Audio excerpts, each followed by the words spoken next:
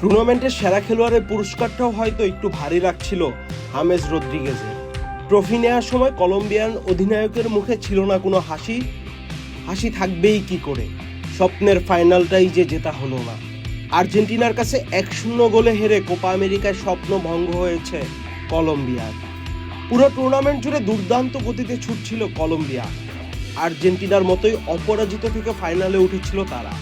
দলকে সামনে থেকে নেতৃত্ব দিচ্ছিলেন হামেস রদ্রিগেজ, কিন্তু ফাইনালে এসে আর্জেন্টিনার কাছে ধরাশয়ী হলো হামেস রদ্রিগেজের কলম্বিয়া। তাতে 23 বছর পর ট্রফি জয়ের স্বপ্নেরও মৃত্যু হলো।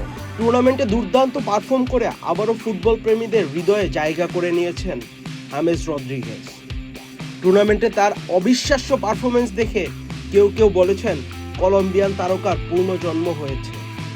কোপায় 1 গোলের বিপরীতে করেছেন 6টি অ্যাসিস্ট, যার পুরস্কার হিসেবে জিতেছেন সেরা খেলোয়াড়ের স্বীকৃতি। ফাইনালের একমাত্র গোলদাতা স্ট্রাইকার লাউতারো মার্টিনেজ জিতেছেন গোল্ডেন বুটের পুরস্কার। পুরো টুর্নামেন্টে গোল করেছেন মোট 5টি।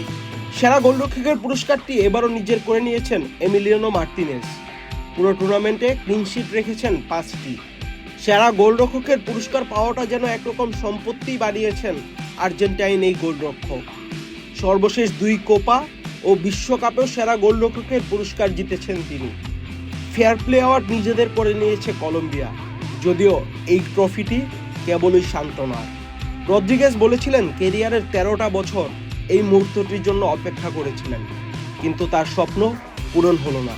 কলম্বিয়া আর্জেন্টিনার কাছে হেরে গেল 1-0 গোলে। ফুটবল প্রেমীদের মনে হামেসের জন্য একটু হলেও কষ্ট জমেই থাকবে, কেননা ট্রফিটা যে তার জেতা হলো না। আহমেদ শাফি, চ্যানেল আই। আলোর পথে